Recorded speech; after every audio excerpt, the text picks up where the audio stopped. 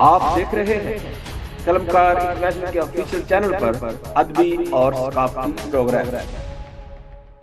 जी, खुदा यीशु मसीह के नाम में आप सबकी सलामती चाहता हूं। मैं हूं डॉक्टर बशीर गिल आसम, आज के प्रोग्राम का मॉडरेटर, होस्ट और मेरे साथ हैं जनाब एवरेज जॉन साहब, कलमकार इंटरनेशनल के वाइस चेयरमैन, मुहक्किक हैं, रिसर्च करते रहते हैं और मुख्तलिफ मौजूद पर भी लिखते भी रहते हैं।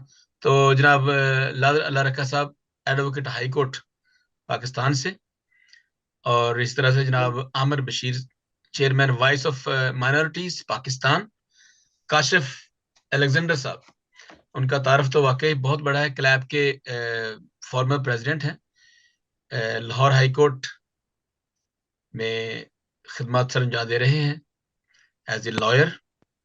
तो उनकी वाकई बहुत बड़ी हिस्ट्री है as a lawyer, as a एक, मैं समझता कि ये जो कानून का काम करना है, आप इसमें भी आप खिदमत कर सकते हैं और लोग बहुत से करते हैं खिदमत। अल्लाह रखा साहब भी अपनी खिदमत सर अंजाम दे रहे हैं। आज हमारा जो मौजू है वो है इलेक्शन 2024, ड्रामा या रियलिटी। और इस सारे सिनारियों में, इस इलेक्शन में हमारी मसीही कौम कहाँ खड़ी है। वो जो लीडर है, मैं उनको सो कॉल्ड नहीं कहता, या मैं उनको कुछ भी नहीं कहता, मैं बल्कि ये कहता हूँ जो लीडर बनेंगे या लीडर हैं, जो चुने जाएंगे, जो सिलेक्ट हो जाएंगे, वो क्या करेंगे मुल्क और कौम के लिए, क्योंकि वो सिलेक्ट है, इलेक्ट नहीं है। तो ये भी एक मसला होता है कि आपके सामने एक बहुत बड़ी दीवार होती है, क्योंकि आप किसी के गुलाम बनते हैं। You are not independent, you have not win election, but you are just chosen और इलेक्टेड।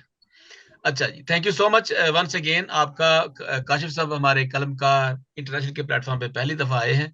मैं आपको सर दिल की अथाह गहराइयों से खुशामदीद कहता हूँ, थैंक यू सो मच। और हमें जो फेसबुक पर लाइव देख रहे हैं, उन सबको हम ओपन चैलेंज है, आप अपना मौकफ दे सकते हैं। बहुत से लोग जो है वो उनका अपना अपना मौकफ है। अक्सर ये भी कहते हैं, मैं पहले बताना चाहता हूँ कि अक्सर लोग ये कहते हैं कि जो बाहर बैठे हुए हैं उनको पाकिस्तान के साथ बड़ा लगाव हो जाता है। क्या मसला है भाई? इसमें यह है, सबसे पहली बात तो यह है कि हम पाकिस्तानी हैं। हम जहां भी जाएंगे पाकिस्तानी हैं सबसे पहले, और पाकिस्तान में हमारे अजीजों अकारब हैं। हम चाहते हैं, हमारे ना सिर्फ हमारे जज्बात भी पाकिस्तान के साथ हैं, हम इमोशनली पाकिस्तान के साथ हमारा ताल्लुक है। और हम चाहते हैं कि पाकिस्तान एक अच्छा मुल्क हो, वहां पे अकलियतों के साथ, खासतौर पर जितनी मजहबी अकलियत है उनके साथ अच्छा सलूक हो। तो once again thank you so much. आज हम बात करेंगे पाकिस्तान का जो ये इलेक्शन हुआ, जनरल इलेक्शन हुआ 2024 में, आपकी नजर में। तो मैं चलता हूं सबसे पहले, क्योंकि चूंकि काशिफ अलेक्जेंडर साहब रहते हैं लाहौर में और इनके पास काफी मालूमात होंगी, कि आपकी जो नजर में सर ये जो इलेक्शन हुआ है, जनरल इलेक्शन 2024 पाकिस्तान का, आपका तजिया क्या है? आपकी नजर में ये कैसा इलेक्शन हुआ है? डॉक्टर साहब, बहुत बहुत शुक्रिया आपका अपने फोरम के ऊपर इनवाइट करने के लिए भी। और आज की एक ये बड़ा सेंसिटिव मैटर है इन दी प्रीव्यू ऑफ मिनॉरिटीज खासकर। जैसे कि आपने अभी तारुफ में बताया कि मैं क्योंकि पाकिस्तान एक ऐसे एरिया में जहाँ लाहौर के अंदर रहता हूँ जहाँ के अंदर एक बड़ी तादाद क्रिश्चियंस की मौजूद है हर कॉन्स्टिट्यूंसीज के अंदर। जी जी। तो और वो एक ऐसा वोट भी है जो कि किसी भी कैंडिडेट की विनिंग पोजीशन को चेंज कर सकता है। बिल्कुल सही बात। तो इन अ वे पाकिस्तान का जो मौजूदा इलेक्शन सिस्टम के सिनेरियो में रहते हुए मैं एक जनरल तजिया करूंगा। जी जब मैं इलेक्शंस की रात शाम को जब इलेक्शन क्लोज अप हुआ 5 बजे, उसके बाद अजा हम सारे लोग एज रूटीन टीवी पे बैठ गए और इलेक्शन के तजिए के लिए कि कौन से लोग कौन सी पार्टी जीती है। तो जाहिर सी बात है कि जिस पार्टी ने भी जीतना है उसकी अपनी एक पॉलिसी है, अपना एक मंशूर है।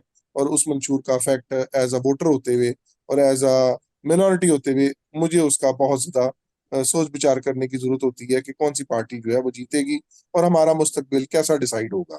जी जी। तो वैसे ही बैठ गया और बैठ के देखने लग पड़े। लेकिन अनफॉर्चुनेटली वही रिपीट हुआ 2018 वाला सिस्टम ही, कि रात 12 बजे से लेकर फिर 3 बजे तक मैं थक हार गया और नींद की वजह से मैं फिर सो गया कि इलेक्शन जो है वो इलेक्शन कमीशन के दावों के बावजूद भी इलेक्शन की अनाउंसमेंट, इलेक्शन के रिजल्ट्स की अनाउंसमेंट्स वो ना हो सकी। और बड़ी हैरान कुन बात ये थी कि आरओज और जो यहाँ पे हमारे जो पोलिंग एजेंट्स थे मुख्तलिफ एरियाज के अंदर, उन्होंने सारों ने अपने इलेक्शंस के रिजल्ट्स रिसीव कर लिए, आरओज ने उसको अनाउंस कर दिया, बट इलेक्शन कमीशन ने उसको वो अपना नेशनल मीडिया के ऊपर अनाउंस करने से गुरेजा थे। और करते जी करते करते मैंने जब सुबह इस लालच में कि शायद कोई पार्टी पोजीशन वाज़ेह हो चुकी होगी, तो मैंने 6 बजे सुबह टीवी ऑन किया। लेकिन अनफॉर्चुनेटली टीवी के अंदर वही सूरत हाल थी जैसे मेरा हल्का एन ए 127 127 के अंदर मैं बहुत ज्यादा इंटरेस्टेड था कि क्योंकि हमारे इलाके में तरक्याती काम नहीं थे, हमें बहुत सारे मसाइल का सामना, पानी का मसला, हमारे यहाँ पे सड़कों का मसला, मतलब इंफ्रास्ट्रक्चर के बहुत सारे इश्यूज थे। तो उसके लिए मैं देखना चाहता था कि कौन सी पार्टी जीती है और क्या वो पार्टी हमारे जो उस कैंडिडेट है वो क्या हमारे इलाके में वर्क करेगा कि नहीं करेगा। लेकिन अनफॉर्चुनेटली दोपहर का 1 बज गया, फिर दोपहर के 2 बज गए, 3 बज गए, और उसके बाद आजा वो रिजल्ट ऑलमोस्ट पास्ट 24 आवर्स के बाद ही वो अनाउंस हुआ। तो उसकी क्रेडिबिलिटी के ऊपर मेरा एक बहुत बड़ा सवाल ये है कि मिनॉरिटी तो बात की बात है, बहुत दूर की बात मुझे नजर आती है। मेजोरिटी में रहते हुए मेजोरिटी के साथ ये बुरे हालात हैं पाकिस्तान के अंदर। जो ह्यूमन राइट्स के का बुनियादी असूल ये है कि उसका एक बुनियादी फंडामेंटल राइट भी है कि वो एक वोट कास्ट करके अपनी मतलब का एक नुमाइंदा इलेक्ट करवाता है। तो यहाँ पे रिगिंग और धांधली बुनियादी तौर पे ही शुरू हो जाती है। तो ऐसा नुमाइंदा जो कि एग्जैक्टली। धांधली के साथ जब कौमी असम्बली में आएगा, तो क्या वो बीइंग मिनॉरिटी जो कि ऑलरेडी मैं अपने हकूक से वैसे ही बहुत दूर हूँ, तो क्या मैं इस बात का कैसे सोच सकता हूँ कि मेरे मेरे लिए वो कानून साजी करेगा या मेरे मसाइल हल करेगा। तो धांधली ज्यादा इलेक्शन से क्या मैं वो फायदा हासिल कर सकता हूँ जो 2018 पीछे 97 का इलेक्शन भी देखा मैंने, फिर उसके बाद आप 2003 में जो इलेक्शंस हुए, फिर उसके बाद 13 का इलेक्शन आया, फिर उसके बाद मतलब मतवातर इलेक्शंस को अगर देखा जाए तो 18 का उसमें 2018 का बुनियादी इलेक्शन तौर पर आपने देखा। 18 का भी इलेक्शन आया, तो एक ही बात आती है, धांधली धांधली धांधली। और जब देखते हैं इलेक्शन कमीशन जो पूरा साल मेरे टैक्स के पैसों के ऊपर तनख्वाही लेता है, वाह। मेरे टैक्स के पैसों से वो एक सिस्टम को बनाता है, तो क्या जिस दिन इलेक्शन अनाउंस उसने करना, जो इलेक्शन उसका बुनियादी काम है, जिसके लिए इतने इतने बड़े डायरेक्टर्स और इतने बड़े बड़े उनकी सैलरीज हैं, उनकी गाड़ियां हैं, उनको कोठियां मिली हुई हैं, उनको अलाउंसेस मिले हुए हैं, और उनको इतने बड़े बड़े ग्रेड्स दिए गए हैं, और वो फायदे और पेंशनें हासिल करते हैं मेरे टैक्स के पैसे से। तो जिस दिन इलेक्शन होता है तो वो इलेक्शन करवाने में नाकाम हो जाते हैं, और 48 घंटों बाद वो इलेक्शन का रिजल्ट अनाउंस करते हैं, और उसके बाद उस रिजल्ट के ऊपर मुस्लिम पार्टियां, जो मेजोरिटी पार्टियां मुस्लिम पार्टीज हैं, वो आके इल्जाम लगाती हैं कि वो धांधली हो गई इसके ऊपर। अब मैं एक आम वोटर की सूरत में अगर सोचता हूँ कि अगर इनके साथ धांधली हो गई है, तो मैं जो मिनॉरिटी का वोटर हूँ, जिसके पास ऑलरेडी जनरल इलेक्शन में वोट कास्ट करने का इख्तियार तो हासिल है, लेकिन मेरा अपना एक बीइंग मिनॉरिटी एक मसला है, मेरे अपने मसाइल हैं कानून साजी के, मेरी अपनी आबादियों के मसाइल हैं, तो वो कैसे हल होंगे। तो 2024 का इलेक्शन 2018 से मैं फर्क नहीं देखता, थैंक यू उसमें सो मच। जी कोई चेंजिंग नहीं है, वैसे ही धांधली ज़दा इलेक्शन है वो। और मैं जाती तौर पर मेरी राय ये है कि मुझे उसके जो फायद जो उम्मीद करता था, जो बड़ी मुश्किल से ये टाइम आया कि वो फायद मुझे हासिल होंगे, मेरा नहीं जाती तौर पर ख्याल कि वो फायद बीइंग मिनॉरिटी वोटर मुझ तक वो पहुंच सकें। Thank you so thank much. You. Kashif Alexander साहब, बहुत शुक्रिया। और आपकी बातें जो है वो हर एक वोटर की भी और हर एक पाकिस्तानी की ये आवाज है, और वो चाहते हैं कि जब अगर मैंने वोट दिया है तो उसका जो है वोट को इज्जत दो वाली कोई बात नजर नहीं आती। फिर उसके अलावा ये जब से ये 76 साल हो गए हैं पाकिस्तान बना है, और हमारा जो हमसाया मुल्क था उन्होंने जल्दी इलेक्शन करवा लिए, जनरल इलेक्शन करवा लिए आजाद होने के बाद, जबकि पाकिस्तान ने 51 में, मेरा ख्याल अगर गलत हो तो मुझे माफ करना, 55 में। 55 में। अच्छा, ये चीजें जो हैं वो सारी हैं। और इसके अलावा जब आप इलेक्शन आता है तो इतने बड़ा सेटअप, इलेक्शन कमीशन का इतना बड़ा सेटअप, इतनी बड़ी तनख्वाहें और आवाम के पैसों से, मुल्क के पैसों से ये जो होती है ना। एक तो और बात भी है, चलो मैं लंबी बात नहीं करता, मैं चाहता हूँ 1 मिनट के लिए, कि ये जो सड़कें बनाना, ये जो इंफ्रास्ट्रक्चर जो कायम करना है, ये किसी एमपीए या एमएनए का काम नहीं है, ये एक पूरा नहीं है सिस्टम या होता है। ऑलरेडी वहां पे एक सेटअप है वहां पे मुल्क में। तो ये, अच्छा मैं चलता हूँ, मैं लादर साहब आपके पास चलते हैं, चूंकि हम चाहते हैं कि बहुत ज्यादा आप कानूनी नजर से देखते हैं उसको, बड़े ही तनकीदी नजर से देखते हैं। हम चाहते हैं, हम तीनों लोग, हम उसमें लॉ के नहीं हैं, और हम समझते हैं, हम सुनते रहते हैं बातों को, पढ़ते भी हैं। अच्छा, आप क्या समझते हैं कि ये जो इलेक्शन है, इसमें क्या कोई अनोखी बात हुई है जो पहले कभी नहीं हुई थी, और ये इलेक्शन आपकी नजर में कैसा है? बहुत शुक्रिया जनाब डॉक्टर साहब, काशिफ अल गजंडर साहब, एवरेस्ट जान और आमर मेरा छोटा भाई है, बहुत प्यार मोहब्बत भरा सलाम। बात यह है कि ये जो जिस टॉपिक के ऊपर आप बात कर रहे हैं, ये इंतहाई ये अहम टॉपिक है। सारी दुनिया जानती है कि पाकिस्तान में या मिनॉरिटीज के हवाले से अगर आप सोचें कि इनकी तकदीर बदल जाएगी, इनके हालात बदल जाएंगे, इनका नसीब बदल जाएगा, इनकी किस्मत बदल जाएगी, तो उसके लिए जहाँ ये इलेक्शन बड़े इम्पोर्टेंट थे, तो साथ ही हमारी अपनी जो स्ट्रेटजी है। देखिए, काशिफ अलेक्जेंडर साहब ने कहा है कि जो इनके हलके में क्रिश्चियन वोट थे, वो फैसला कन वोट थे, कि वो किसी कैंडिडेट को जितवा भी सकते थे और हरा भी सकते हैं।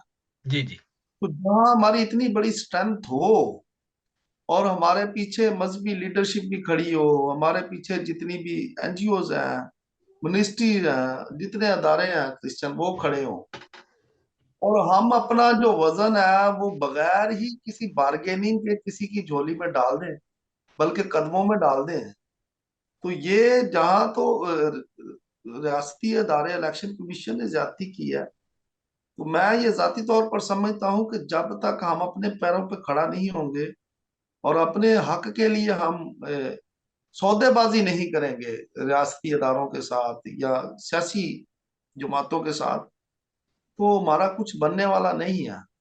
हम्म। देखें, ये इलेक्शन में जहाँ सौदेबाजी रिगिंग की वाला जो बात। लफ्ज आपने, सॉरी सॉरी, सौदेबाजी वाला लफ्ज जो है वो हाँ, निगोशिएशन है। आपका मतलब ये है कि निगोशिएशन?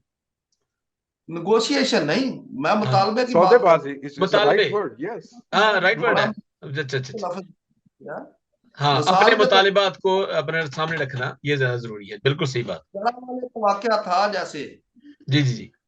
अब ये इलेक्शन आ गया था, तो अब खड़े हो जाते कि जी हमारे साथ एक एग्रीमेंट करें कि आइंदा कोई जड़ा वाले का वाकया नहीं होगा, किसी फेथ बेस्ड प्रोसिक्यूशन को रियासत सपोर्ट नहीं करेगी, जिस सियासी जमात के मंशूर में अकलियतों का तहफ़्फ़ुज़, बराबरी, मसावात नहीं होंगे, हम मसीही उसको वोट नहीं देंगे, बिल्कुल सही बात जो है। भी हो। ठीक है। अब बात यह रह गई कि एक तरफ हमारा एक 60,000 वोट है और दूसरी तरफ हमारा 60,000 ही लीडर है। बहुत अच्छा, सही बात। यानी कि जितने हमारे वोटर हैं उतने ही हमारे लीडर हैं। हमारे पास लाइन क्या है, हमारे पास एक्शन क्या है, हमारे पास स्ट्रेटजी क्या है, हमने कौन सा मुतालबा बनवाना है। जैसे आपने कहा कि गली, सड़कें, सीवरेज, ये तो बल्दियाती इदारों का काम है। बिल्कुल या अब म्यूनिसिपैलिटीज का काम है कि ये काम करना। जहां कानून साजी की बात आएगी, तो जैसे काशिफ अलेक्जेंडर साहब ने फरमाया कि हम एक अक्सरियती जो लोग हैं उनके साथ, उनके पल्ले कुछ नहीं पड़ा, तो हम किस खेत की मूली हैं, हम कौन है। आपने ये क्वेश्चन बड़ा अच्छा किया कि हम किधर खड़े हैं। मैं समझता हूँ कि जैसे अंधे को मां सुबह सुबह मसीते नहीं बिठाती, पंजाबी च कहते ना अंधे नु मां मसीते बांधी, ऐसे हमें पकड़ के ये सुबह सुबह बिठा देते हैं और शाम को उठा के ले आते हैं, और पल्ले हमारे कुछ भी नहीं होता। हम्म। मांगने वाला जो जिसको मां मसीत में बिठा के आती है, शाम को कम से कम वो थोड़ा बहुत तो कमाई लेता है ना। सिंपल सी बात यह है कि हमारी कमाई जो है इलेक्शन के तनाजर में यही है कि हमने किस हद तक अपने मुतालबे मनवाए। ये जो हमारा सिलेक्शन सिस्टम है, जिसको आपने कहा चले किसी तरीके से इलेक्ट होके, सिलेक्ट होके, मंजूर नजर होके, लॉटरी लग गई, पहुंच गए किसी तरीके से असेंबली में, तो जो पार्टीज के एमपी एमएनए बनेंगे वो पार्टी लाइन से बाहर नहीं जा सकते। पाकिस्तान में आपके सामने एक जिंदा मिसाल आसिया नासर की भी है। वो एक प्योर मजहबी जमात के पैनल से जीत के आती है। उसने अपनी जो, क्योंकि वो नीयत जो है पीछे, वो जब कौम के दर्द महसूस करे और नीयत काम करने की हो, तो फिर आपकी आवाज को लोग लब्बैक कहते हैं, सुनते हैं। सिंपल सी बात यह है कि ये लाहौर वाला वाकया हमारे लिए बड़ा सबक है ये इलेक्शन में, कि हमारे वोट जो है वो उनकी टके जितनी हैसियत नहीं है पूरे पाकिस्तान में। जहां 1,97,000 वोट पड़ेगा, वहां 4-5 हजार वोट का क्या हैसियत होगी, और वो भी 5 टुकड़ों में तकसीम हो जाएंगे हम। हर बंदा जो है वो हमारे जो है वो सौदेबाजी के ऊपर ऊपर उतराएगा। और ये दूसरी, मैं अगर आपके पास टाइम है तो मैं बड़ी माजरत के साथ, कि अब वक्त आ गया है कि अगर चर्च ने सियासत करनी है तो वो खुल के सामने आए। चर्च का मतलब ये है, सिर्फ एक चर्च नहीं, तमाम जितने भी मजहबी हमारे पेशवा लीडर हैं, तो हाँ, बिल्कुल समझ अगर रहा उन हूँ मैं। पॉलिटिक्स करनी है तो वो पूरा 5 साल सियासत करें, सिर्फ इलेक्शन के दिनों में ना करें। क्योंकि 5 साल सियासत करेंगे तो हम फिर उनको पूछने वाले बनेंगे कि जड़ा वाले का वाकया हुआ है तो आपने हमारे लिए क्या किया है। फिर ये कहते हैं जी हमारा काम नहीं है, ये सियासतदानों का काम है, ये एक्टिविस्ट का काम है, हमारा काम तो सिर्फ मजहबी खिदमात है। अगर आपका काम मजहबी खिदमात है और आप समझते हैं कि मजहब और सियासत दोनों को साथ साथ चलना चाहिए, तो फिर पूरा 5 साल आप पॉलिटिक्स करें, हम आपके साथ हैं। लेकिन फिर हमारे मुतालबे जो है वो मनवाने के लिए चर्च को भी इस्तेमाल करें। ये चर्च सिर्फ तालियां बजाने के लिए है या बिल्कुल लोगों सही। को वेलकम करने आपका के लिए मौकफ है? आ गया मेरे पास। आपकी बात जो ना ये बहुत वजनी है, बड़ी, कि चर्च में अगर सियासत करनी है, चर्च ने, मतलब चर्च से मुराद वो बिशप हैं, पादरी हैं सारे, तो फिर पूरा साल करें और फिर लोगों के पास खड़े रहें। ये ना हो कि आप चर्च में जब इलेक्शन हो तो किसी को, एमएनए को बुला लें, कोई जो कैंडिडेट्स हैं उनको बुलाएं, उनको हार पहनाएं, उनको तालियां बजवाएं और वो उनको आल्टर में खड़ा करें, और ये सारे जो है, ये मैं मादरत के साथ, हम लाइव है फेसबुक के ऊपर, ये बहुत घटिया एक्टिव इनकी जो है वो एक्शन है। ये इंतहाई घटिया एक्शन ये है कि आप या तो फिर सारा साल करें काम, 5 साल आप करें और फिर एक मौकफ लेके आए सामने, तो या फिर ना लेके आए, या मतलब सारा साल ही खिदमत करें, खुदा की खिदमत करें। अच्छा आमिर साहब, एक अच्छा आपके जहन में जरा ये इलेक्शन जो है वो, चूंकि हमारा जी ये इलेक्शन जो हुआ है, और इसमें आपने क्या देखा है, और इसके अलावा जो हमारी इकलियतें हैं, हमारे जो मजहबी लीडर हैं या दूसरे लीडर जो आएंगे या बनने के जो पर तोल रहे हैं डेफिनेटली, और वो जैसे लार साहब ने कहा कि वो मंजूर नजर होंगे तो पता नहीं, आएंगे डेफिनेटली, तो अच्छी बात है, सिलेक्ट होके आ जाएं, इलेक्ट होके आ जाएं। कोई ना कोई मौकफ कायम नहीं कर सके हम अभी तक भी। ये बड़े बड़े वाकयात हुए हैं, कोई ऐसा कोई प्लेटफॉर्म भी नहीं है हमारे पास, हम वो वही है, ना तो यूनाइट हो सके, ना चर्च ने यूनाइट किया लोगों को। और फिर चर्च जो है वो, या पादरी जो है वो क्या करता है, वो बिशप करता है, जो भी करता है वो थोड़ी सा अपना फायदा उठाता है, या वो किसी के साथ अगर एमएनए के साथ कोई तस्वीर आ गई, मिनिस्टर की तस्वीर आ गई, तो वो बस इसी में खुश रहते हैं, तो इसमें बड़ा एंजॉय करते हैं कि ये हमें, हमारे वो भी दोस्त हैं, वो भी जानने वाले हैं, तो ये काफी नहीं है। जी आमिर साहब, ये इलेक्शन जो है वो आप इसमें क्या देखते हैं, और क्या होगा पाकिस्तान के मसीहों के लिए? जी जी थैंक यू वेरी मच। और जितने मेरे दोस्त बैठे हुए हैं, मेरा सलाम कबूल कीजिए। जी सलाम बड़ी जी। अच्छी बातें की हैं। अल्लाह रखा साहब ने बात की है कि सौदेबाजी, क्या खूबसूरत लफ्ज यूज किया है। वाकई सियासत का जो दूसरा नाम है ना, वो सौदेबाजी ही है। ये समझना पड़ेगा। अब जो हमारी मौजूदा क्यादत है, ये जो लीड करते हैं पाकिस्तानी जो गैर मुस्लिम्स हैं, जिनमें तमाम जो मजाहिब हैं वो इन्वॉल्व हैं। हम जो इस इलेक्शन की बात कर रहे हैं, 2024 के इलेक्शन की, तो यहाँ कुछ चीजें बड़ी मुस्बत आपको देखने को मिलेंगी। पाकिस्तान, ये मैं रिकॉर्ड हो रही है ये मेरी आवाज, आप देख लीजिएगा, बहुत कुछ आपको चेंज होता नजर आएगा। जी जी जी। दो तरह के इनकलाब होते हैं। एक होता है कि जब आप बाहर अपने हाथों में डंडे सोटे लेकर निकलते हैं, और दूसरा होता है सोच का, ज़हन का। और मैं ये आपको बताना चाह रहा हूँ कि पाकिस्तान में ज़हनी तौर पर इनकलाब आना शुरू हो चुका हुआ है। लोगों को अब आगाही हासिल है, लोगों को समझ है। ये जो इलेक्शन जो मैंने 2024 के देखे हैं, मुझे बांग्लादेश बहुत याद आया। उसके तमाम तर जो मामलात थे वो मुझे याद आ रहे थे। किस तरह, यानी कि जो आज जिस पाकिस्तान में मैं बैठा आपसे बात कर रहा हूँ, इसकी हमायत जो आज बांग्लादेश है 70% वहां से थी। ठीक है, बांग्लादेश के लोग जो थे 70% थे।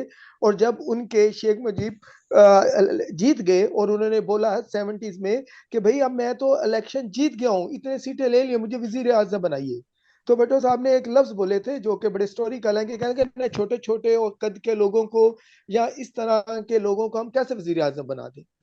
तो उसका क्या हुआ कि वो आज जो बांग्लादेश है वो पाकिस्तान से हर लिहाज से बहुत आगे चला गया हुआ है। बहुत यही आगे। सोच आज लोगों में बहुत आगे चला गया हुआ है। ये सोच पाकिस्तानी लोगों में आ गई हुई है। हम अभी मिनॉरिटी या मेजोरिटी की बात नहीं करते हैं। अगर फेयर इलेक्शन करवा दिए जाए तो आप देखिए कि जो एक माइंड सेट था वो एक बिल्कुल क्लियरली मेजोरिटी में वो सीट्स लेकर जाते। पीटीआई की बात कर रहा हूं मैं। आप आजाद उम्मीदवारों को देख लें किस तरह से उन लोगों ने अपने अपने आप को चेंज किया है। आप यकीन कीजिए डॉक्टर साहब, मैंने, क्योंकि मैं एज एक तजिया निगार अपनी जो चीजों को लिखता हूँ देखता हूँ, मैंने देखा है पहला इलेक्शन मैंने अपनी जिंदगी में देखा है, लोगों ने अपनी जेब में से, मैं पीटीआई की बात कर रहा हूँ, अपनी जेब में से पैसे लगाकर रिक्शों पर और गाड़ियों पर खुद गए और वोट कास्ट कर पूछ रहे थे कि ये कौन सा निशान किसके है। ये चेंज है, ये अंडरस्टैंडिंग की बात है, ये चेंज लाएगी। ये जो मौजूदा हम लोग बांटते हैं जो अभी तक आज अब देखेंगे शुरू हो गया हुआ है कि कबाड़ बिक रहा है। ठीक है, कबाड़िए मौजूद हुए हैं, वो कबाड़ की कीमत लगा रहे हैं। ठीक है, करोड़ों में कबाड़ की कीमत लग रही है। ये कीमत लगना कम हो जाएगी, ये आप देखिएगा।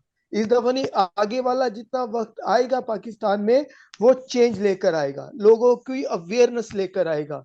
अदारों को अपनी अपनी जगह पर जाना ही होगा। ये पाकिस्तान का सर्वाइवल है। ठीक है, ये जो इलेक्शन है इसने हमें अगर बहुत कुछ हमें चीजों को बताया है कि वो ठीक नहीं हो रही, लेकिन लोगों का जो माइंड सेट है, जो लोगों की सोच है, उनका जो एजुकेशन लेवल है वो भी सामने। बिल्कुल सही बात।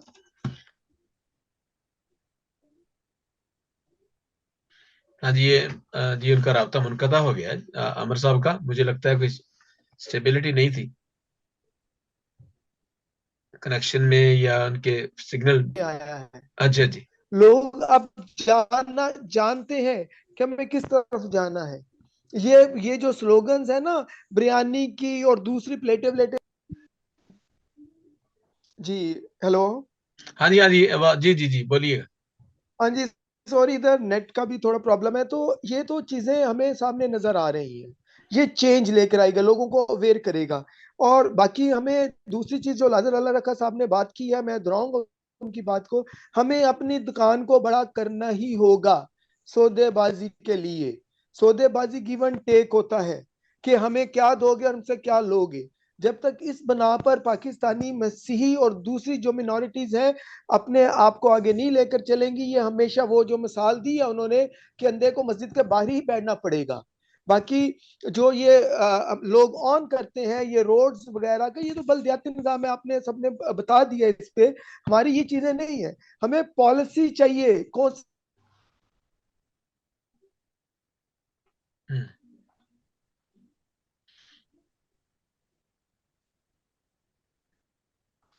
फिर उनका आ गया है मसला। हाँ जी, ये वाकई जो आप बता रहे हैं कि हमें कोई स्ट्रॉन्ग जो है वो ठोस पॉलिसी चाहिए, कोई ठोस हिकमत और अमली हो, ये जो, स्ट्रेटजी। हाँ जी, इस तरह से हो नहीं सकता। हाँ, ये लॉलीपॉप तो हो सकते हैं, इसके लिए बकायदा तौर पर बहुत बड़ी स्ट्रेटेजी की जरूरत है, बहुत बड़ी लॉबिंग की जरूरत है। ये नहीं करने देंगे। यहाँ इस रियासत का माइंडसेट जानना बहुत जरूरी है। हमें पाकिस्तान की रियासत का माइंडसेट जानना बहुत जरूरी है। एक लम्हे में कुछ भी हो सकता है, एक ही हाँ जी लम्हे में। जी वो जी। माइंडसेट चेंज करना तभी तभी मुमकिन है कि जब हम प्रॉपरली अपनी जो हमारे तहफुजात हैं हम उन पर बाकायदा तौर पर लॉबिंग करें।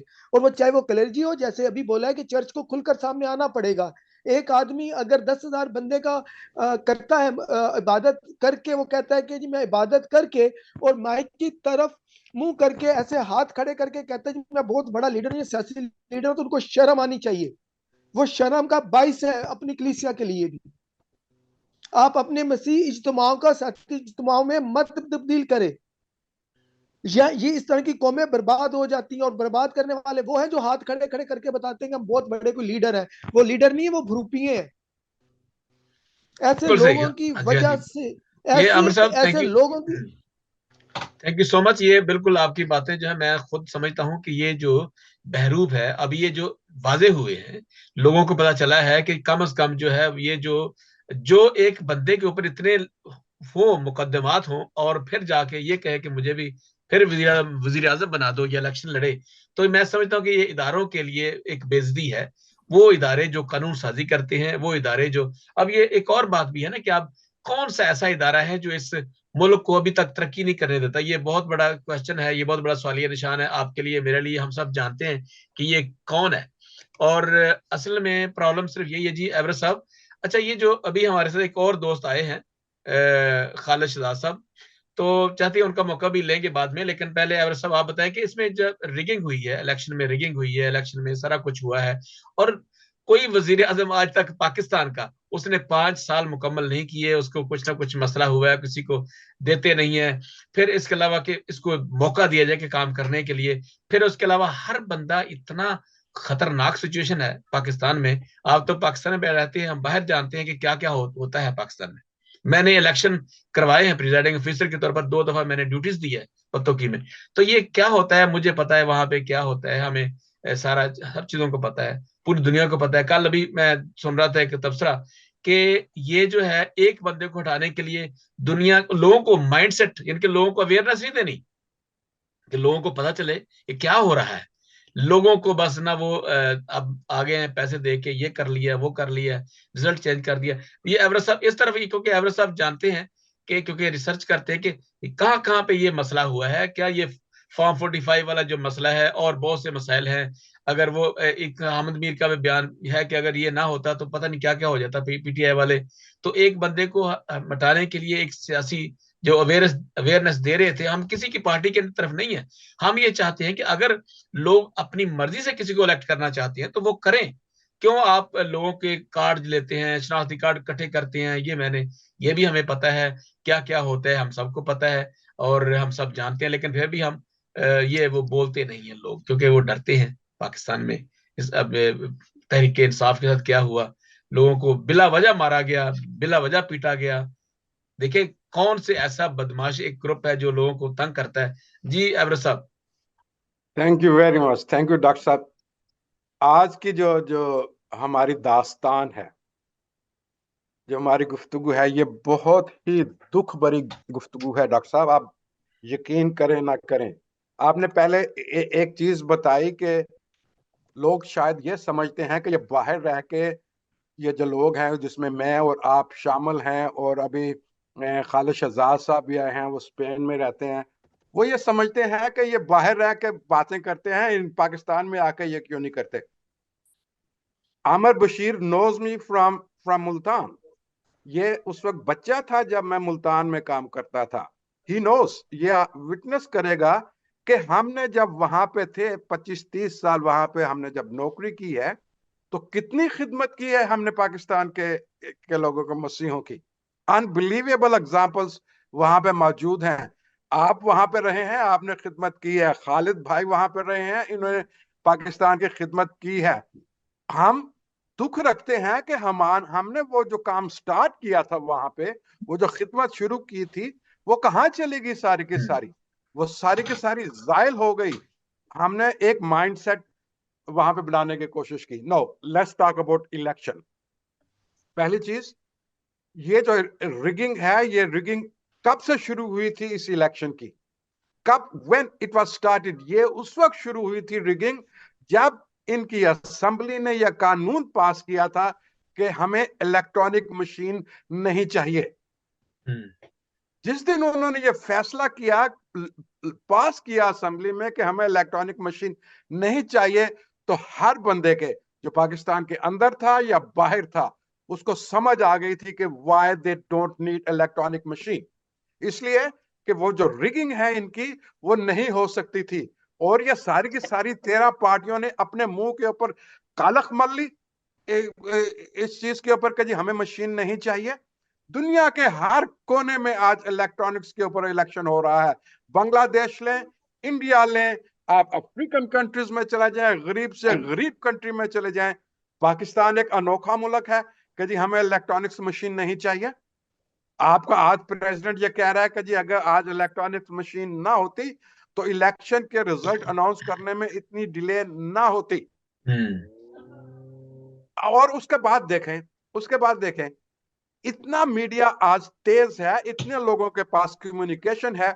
There are thousands of videos जो मीडिया के ऊपर सर्कुलेट कर रहे हैं कि किस तरीके से धांधली हुई, कैसे जो है उनको मारा गया, जो उनके जो रिप्रेजेंटेटिव थे कैसे वहां से डब्बे उठाए गए, कैसे वहां से रिजल्ट जो है इलेक्शन। अगर ये जो 45 के ऊपर आप कह रहे हैं, अगर आज भी आप 45 के ऊपर रिजल्ट बनाए तो इस वक्त जिस जो आपकी पीटीआई है, जो आपके ये जो मेंबर्स हैं, उनके पास 200 से ज्यादा सीटें हैं। ये हमारी बात नहीं है, ये इंटरनेशनल मीडिया कह रहा है, ये आपका जो है सारी दुनिया कह रही है कि आप 45 के ऊपर रिजल्ट बना के देखें तो आप इसको सिर्फ 15 सीटें मिलेंगी नून लीग को।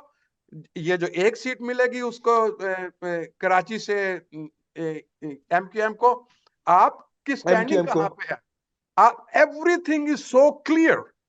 ये नहीं कोई आप छुपी बात नहीं रह गई कि आपने बंद कमरे में धांधली की है। आपने बंद कमरे में धांधली नहीं की, आपने सरेआम मीडिया के सामने, लोगों के सामने धांधली की है। आप कैसे इसको आप छुपा सकते हैं? यू नो, ठीक है, आपके पीछे फोर्सेस हैं, आप बना लें हुकूमत, आप बनाए हुकूमत, जाएं जाके बनाए हुकूमत।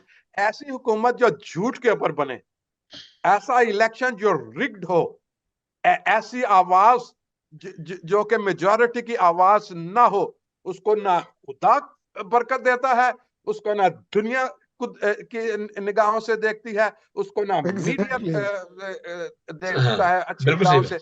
व्हाट विल बी आपकी कहां पे अकाउंटेबिलिटी रह गई? आपकी कहां पे एबिलिटी रह गई? Nobody gonna recognise you. आप बन जाए प्राइम मिनिस्टर, बन जाए, आप असेंबली बना लें, आप चूचू का मुरब्बा दोबारा इकट्ठा कर लें, आप दोबारा लोगों को जो है वो कहें जी तू प्राइम मिनिस्टर बन जा, तू सदर बन जा, जरदारी तू सदर बन जा, मैं ये प्राइम मिनिस्टर बन जाता हूं।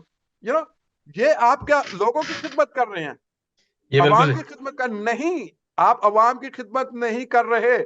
आप लोगों की आवाज को आपने दबाया है और इस वक्त जो है सारी दुनिया की नजरें आपके ऊपर हैं। मेरी जिससे भी अमेरिकन ये जो क्योंकि मैं उसका कंसल्टेंट हूं ह्यूमन राइट्स का, institution of human rights and diplomacy का, जितने भी मेरी बात हुई है सब ने कहा है कि दीज इलेक्शंस आर रिग्ड।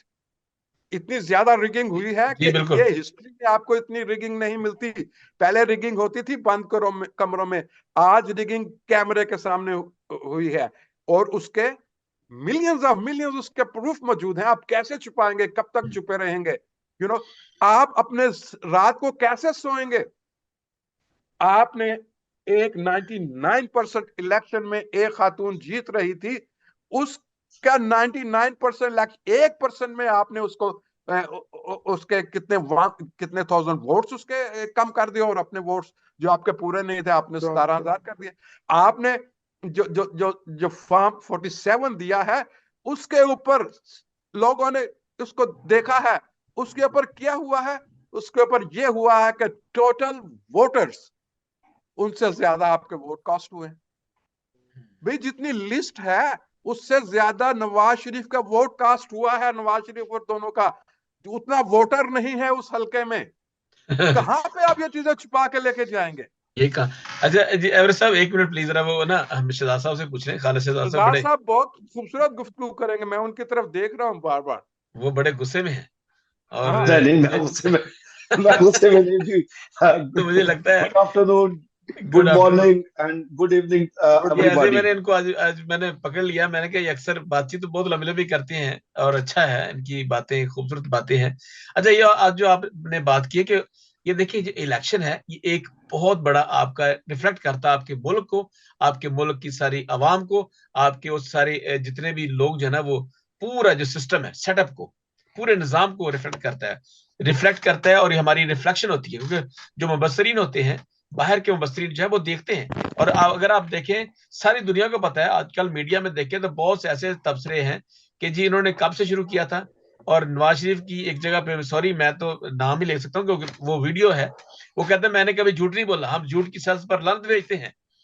तो ये चीजें, मैं ये नहीं कहता कि नवाज शरीफ जो है वो मैं उनके खिलाफ हूँ या ये हूँ वो हूँ, मुझे ये नहीं, मुझे तो, हमें तो ये चाहिए कि पाकिस्तान में स्टेबिलिटी हो, लोग पाकिस्तान में उनकी जो मजहबी अकलियतें हमारी हैं उनको जो महफूज रखे। एक मुझे किसी ने कहा कि जी हमें हमें नहीं है कि जी ये बस वो हमारे मसीही जो लोग हैं आपके, वो ताना, क्या कहते हैं उसको, ना करें, तानाजनी। तानाजनी ना करें या कोई और ऐसी बातें ना करें जो मजहब के खिलाफ हो या किसी के खिलाफ हो। तो ऐसा पाकिस्तान में ऐसा नहीं कर सकता कोई भी। हम बार बार कहते हैं कि एक माइनॉरिटी है, हम लोग जो है वो बड़े ही पीसफुल हैं। हमारा कलाम भी यही कहता है, खुदा यीशु मसीह का कलाम और उनकी बातें, और बाइबल मुकद्दस भी यही फरमाती है कि अमन की बात करें। खालिद साहब, ये जो इलेक्शन हुआ है 2024, हम इसको समझते हैं ये ड्रामा है या रियलिटी है, क्या चीज है ये? अच्छा जी, आपने काफी लंबी चौड़ी वो बात कर दी। मैं कर्नल रफी की किताब पढ़ रहा था, भट्टो and democracy, Bhutto and democracy. उसमें पेज है 39, उसमें उसने बड़ा एक खूबसूरत जुमला लिखा हुआ था कि when Bhutto was assassinated and we were worried about democracy in our country। फिर वो उसने नीचे जाके लिखा था उसने कि the military bureaucracy don't wanted to any kind of democracy against uh, the power corridors।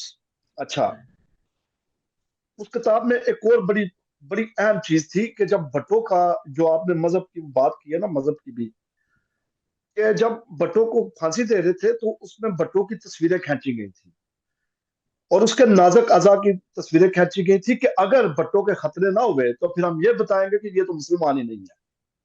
ठीक है, ये आप अच्छा। कर्नल रफी की किताब पढ़ लें, बड़ा मजे मजे की किताब है। अच्छा, मेरे भाई एवरेज साहब बात करते शनाख्ती कार्ड इकट्ठे करने, लोग डरते हैं, दिस एंड दैट, ये है वो है, सारी चीजें। देखें, इलेक्शन जो होता है वो किसी भी मुल्क की इकॉनमी की रीढ़ की हड्डी होता है। आपने मुल्क को उस सतह पर लेके जाना होता है कि जो फॉरेन इन्वेस्टर है वो आपके मुल्क में आए और वो आके आपकी इकोनॉमी को सहारा दे। अब अनफॉर्चुनेटली हमारी जो कंट्री है वो डेमोक्रेटिक कंट्री नहीं है, ये इस्लामिक रिपब्लिक ऑफ पाकिस्तान भी नहीं है, ये है जो स्टेट है ना, क्या कहते हैं, मार्शल ये है, जंगली स्टेट है। एक बस यहाँ मार्शल पे है मैं ये, शहजाद साहब को जरा रोकूंगा। बड़ी हिडन मार्शल है ये। हिलरी क्लिंटन से किसी ने पूछा what is definition of deep state, उसने कहा था पाकिस्तान। उसने कहा कि डीप स्टेट अगर आपने देखनी है, look into Pakistan, that is the deep state. जी, डीप स्टेट। अच्छा, तो हमें बदमाश, हमारा मुल्क है बदमाश, जिस मुल्क को भी जरूरत होती है ना बदमाशों की, वो हमसे किराए किराए पे ले लेता है और फिर आगे वो जहाँ पे वार जोन होते हैं वहां पे भेजते हैं। अच्छा, अब बात ये आती है कि मैं अपने कॉन्टेक्स्ट में बात करूं या पूरे मुल्क की बात करूं। सबसे पहले तो मुझे अपने, जो हम क्रिश्चियन है, बीइंग ए माइनॉरिटी, मुझे अपनी बात करनी है। बात यह है कि हमने किया क्या है। जो समाजी वर्कर है उनका, उनकी अपनी एक सिमत है। जो चर्च है, चर्च की सिमत ही कोई नहीं है, वो जो जहां से पैसे आते हैं चर्च उनके साथ खड़ा हो जाता है। जो सियासी वर्कर है वो क्या कर रहा है, जो बात कही है ना हजरत साहब ने कि जी लोग डरते हैं। देखिए, हमारा जो, ये काशिफ साहब को भी पता है, बशीर जो हमारे अमर बशीर आमिर साहब, साहब हैं, आमिर बशीर, आमिर साहब, अल्लाह लाजर रखा साहब है, सब जानते हैं कि हमारी जो 85% जो हमारे लोग हैं वो स्वीपर है, वो लोएस्ट क्लास है, वो स्वीपर है। वह जो स्वीपर है उसके 3 बड़े मसाइल हैं। एक उसको सस्पेंड किया जाता है तो उसकी रेस्टोरेशन का इशू आता है। वो जब रिटायर्ड होता है तो फिर उसकी रिटायरमेंट की रिकवरी का इशू होता है। फिर तीसरा उसके थाने का इशू होता है। ये उसके मेन 3 इश्यूज हैं। वहां पे जो सियासी वर्करों की जो ये इनकी वो है ना तंजीमें, लेबर वो है ऑर्गेनाइजेशंस, वहां पे ये बैठ के हमारे लोगों को ये डराते हैं, उनको डीसी के और यूनियन काउंसिल के चक्कर लगवाते हैं, फिर उनसे रिश्वत देते हैं। ये शनाख्ती कार्ड जब इलेक्शन से पहले जो कलेक्ट किए जाते हैं शनाख्ती कार्ड, वो इसलिए इकट्ठे किए जाते हैं कि भाई आप लोगों को जब आप हमें हमारी पार्टी को वोट दे देंगे तो हम आपको शनाख्ती कार्ड वापस करेंगे। अब मैंने जब इलेक्शंस जो मॉनिटर किए हैं 2005 में ह्यूमन राइट्स ऑफ पाकिस्तान की तरफ से, 2008 में एमनेस्टी इंटरनेशनल की तरफ से, 2014 में मैंने जो इलेक्शन कवर किया वो मैंने ये ARY न्यूज और जो डेली पाकिस्तान है उसके लिए मैंने कवर किया। 2018 का मैंने amnesty international, world watch international और ह्यूमन राइट्स और बीइंग ए सब एडिटर मैंने डेली पाकिस्तान की तरफ से वो किया था। 2014 में अगर आपको याद हो कि एक बहुत बड़ा इशू चला था कि फॉर्म 10, जो फॉर्म 10 है, मैं आपको रैगिंग की बात बताने लगा, जो टेक्निकल मसाइल है। फॉर्म 10 जो है उस वक्त इन्होंने प्रोड्यूस किया था कि जो रिटर्निंग ऑफिसर है वो फॉर्म 10 पूरा करके तो भेजे। उस वक्त इन्होंने क्या किया था कि वो सारा RTS सिस्टम बिठा दिया था। वो RTS सिस्टम बेस्ड कर रहा था फॉर्म 10 के ऊपर। जो जितने भी ये थे ना आपके हमारी जो